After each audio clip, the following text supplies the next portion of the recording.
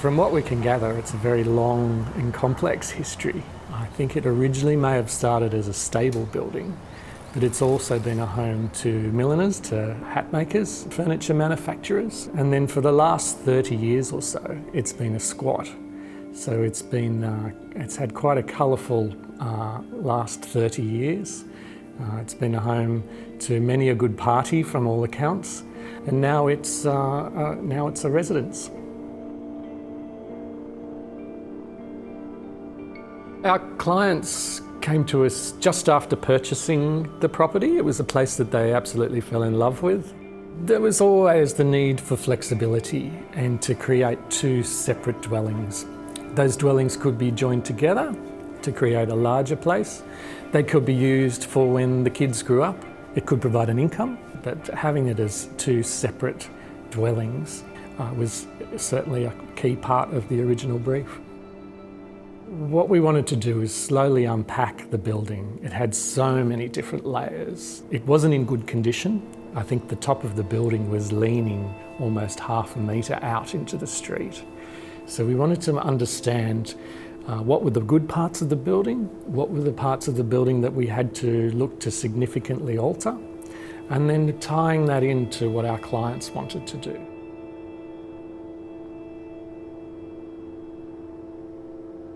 The idea of converting a warehouse, that romantic ideal of living in these large spaces, is something that is fascinating.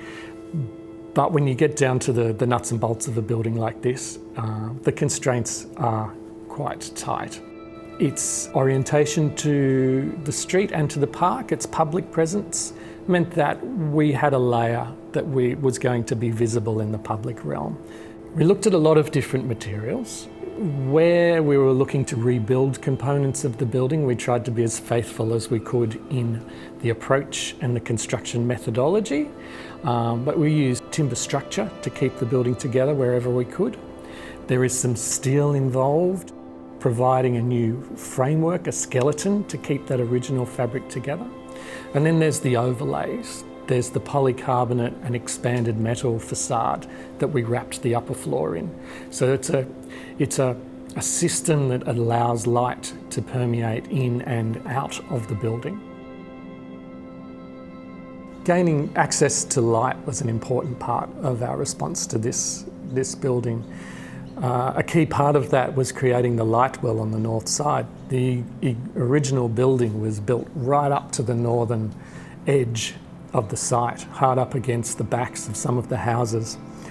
By pulling that facade back just a little more than a metre enabled us to bring northern light into all of the rooms, and that was an important part of making this particular project work.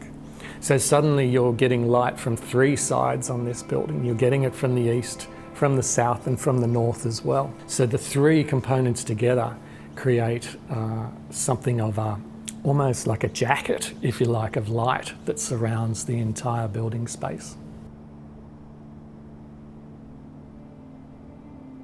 The textures of the facade, particularly the south facade, is a really key part of our response to the design and what our clients really fell in love with as well. So there's this base, this grey base at the bottom, which is the section that the council keeps updating. If any graffiti comes along, they're quick to come and cover it up.